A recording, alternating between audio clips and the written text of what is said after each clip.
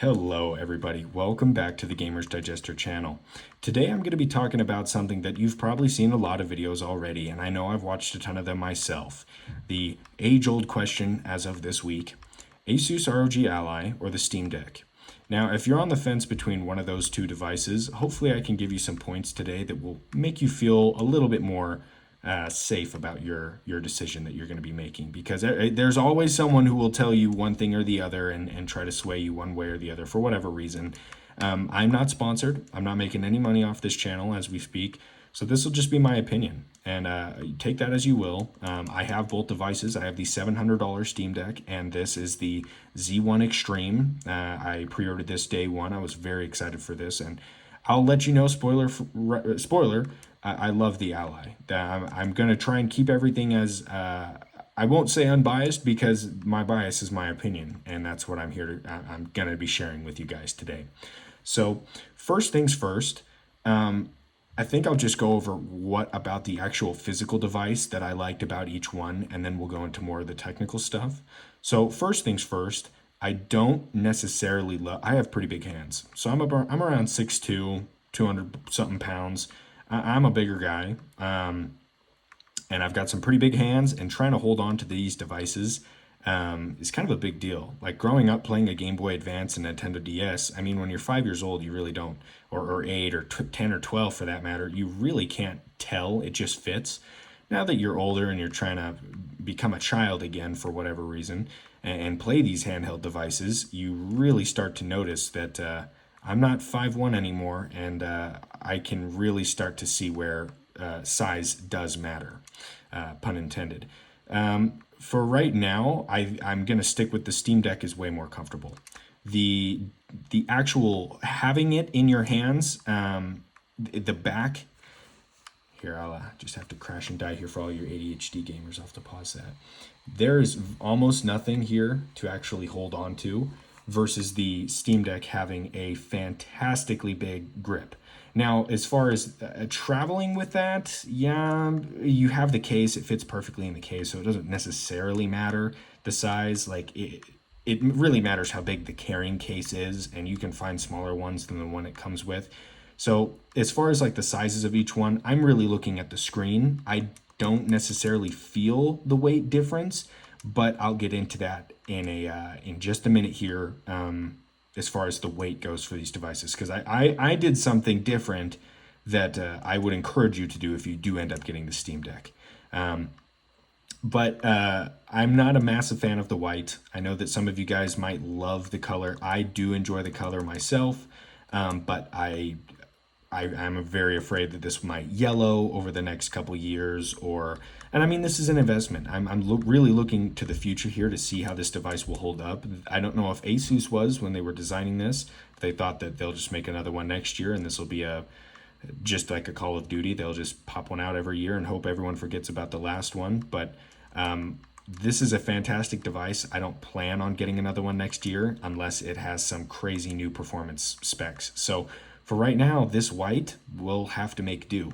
And there's no skins, there's no cases, there is almost no accessories out at the moment, a week and a half after launch, which, oh boo-hoo, this is a very expensive device, and Asus did not, honestly, they dropped the ball there by not giving manufacturers and brands such as D-Brand these specs to give us good cases. JSOX made a fantastic case.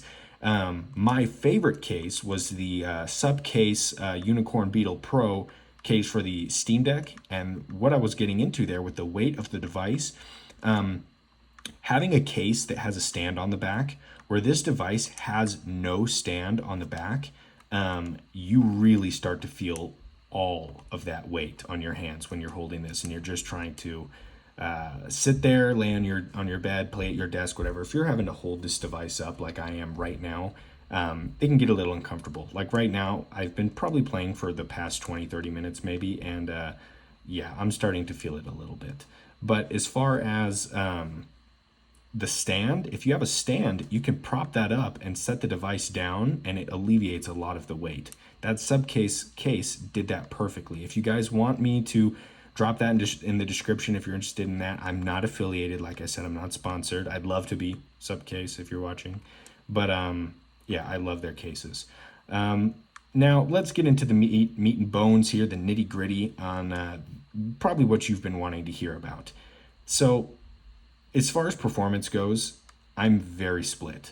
So I think that games like this, it run amazing. Now, I'm not even kidding you guys. Like, I have this game on my PC and Xbox, and I don't even play them. I honestly just uninstalled it from my PC because I'm having too much fun playing this on the go like this. I don't know if this visual fidelity is coming through well on camera or if this looks like garbage, but it looks beautiful in person. And I really can't see another reason to install a game like this on a console or on that. The RTX, all that doesn't really matter to me. When it's in this small form factor, this is beautiful. Side note on that, Game Pass. Something that I've talked about a little bit here and there on different videos. Game Pass is a really big deal. Steam Deck cannot play Game Pass. If you have an Xbox and you're an active user of Game Pass, that is where you're going to start looking at the Ally.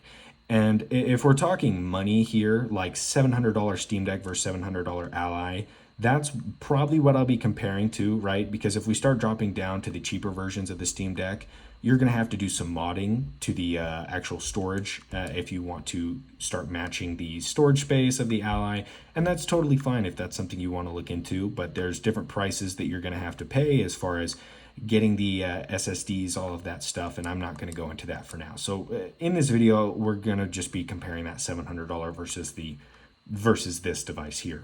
So with that, you have no access to almost any game that has anti-cheat. The only game that I've really played and felt like was that had anti-cheat that I didn't run into an issue was Apex Legends on Steam. That ran pretty well. I mean, as well as it can. It looked good. It wasn't great. But that worked. But I've been playing a lot of Call of Duty recently. Love it or hate it. I've been enjoying it. And having it on the go was something that I wasn't really expecting to enjoy so much. I had COD Mobile downloaded on my phone. I enjoyed that as a fun little novelty. But actually having Modern Warfare 2 with me anywhere, now that's pretty cool. And having it run at around 100 FPS, that for me, that is awesome. I really enjoy that. So just expect to have limited access to the games that you want to play. I know that for me, anti-cheat was a big deal. I know I just talked about it, but really look into the games that you are playing the most. If you want to play them on handheld, if you're a Destiny 2 guy, if you enjoy games like Battlefield, just know they won't work on the Steam Deck. And that was a pretty big deal for me. But now, to kind of combat that, single player games, I felt like they were perfect for the Steam Deck. If you're a Resident Evil fan, Resident Evil 4, 3, and 2, the remasters, they ran so well on the Steam Deck. And honestly, the performance I was getting on the Ally at this 1080p resolution, we weren't really hitting around the frame rates that I thought I was going to. We're still around 60, 70, which is absolutely playable. Like, don't get me wrong. If you want to cap it, you can. But I'm trying to get the most out of this device. And if I'm making an honest comparison, I feel like the Steam Deck just wins there. So if you're more of a multiplayer gamer and you're just looking to get the edge over any other handheld device, if you are going to be playing multiplayer games on the go, I'd say that the Ally would be the one to go with. Now, as far as single player games, horror games, stuff like that, if you can handle locking it at 30 or 60, because those games, the Resident Evil games, 2 and 3 run at 60 FPS. Dead Space was a little bit more all over the place. It was more like 45, or if you locked it at 30, though, it was a good experience. And honestly, if you get that 300, I know I said I'm comparing the $700, but if you get the $350 version and pop an SD card in there, all those horror games, those first person games, story games, stuff like that, those run so well. And if that's really all that you're going to be playing, I would suggest the Steam Deck. Now, if you're wanting to do emulating, anything online or multiplayer, if you want access to your Game Pass games, if you like Battlefield games like that and you want to be able to play them on the go, pretty much the only option is the Ally. I've modded a Steam Deck before to have Windows 11 running on that device, and let me tell you, it's not fun. If you guys think this is buggy right now, those of you who own the Ally, imagine trying to run Windows 11 off an SD card and having to boot it from BIOS every single time. If any of you have dealt with that and you had a good time, hey man, you are one lucky MF, because that was so annoying. One, you had to spend all the money to get the docks, the hubs, all that stuff to get the SD card to be formatted, all that junk, and then to finally get it installed and working, just to know that the SD card might die because it's not made to run Windows 11. Yeah, it was very annoying. When a device like this exists, where you can just get it out of the box, Windows is installed and it works, quote unquote works. Yeah, that's kind of a big deal for me. So I think for now, there's a lot more comparisons I could make, but I hope that this gives you at least something to think about in the meantime. I would not use this video as a 100% guide on if you're on the fence to buy one or the other. Just use this as one of many. Do your research, be a good consumer, and do your due diligence, do the research. Sometimes I know it's easy to make an impulse decision and purchase something without really looking into it because you heard one guy tell you something. Little did you know, dude is sponsored. He's got his affiliate links down below, and he didn't really mention that at all. And he's getting kickback off of you. And maybe he may have had some different opinions on the device that he didn't feel like sharing. So I'm just keeping it real with you guys. If I ever do get sponsored or anything like that, you'll be the first ones to know, of course, and I will still remain unbiased, be giving my opinion because that's what this channel's here for. It's here for you guys to have open discussions with each other, with me in the comments, so we can get to the bottom of things and help each other out. That's really the whole goal of this channel.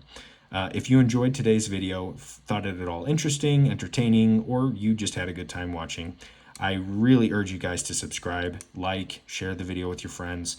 This has been a very fun journey so far. It's only been about 2 weeks here that I've been uploading videos, and we're already almost partnered with YouTube.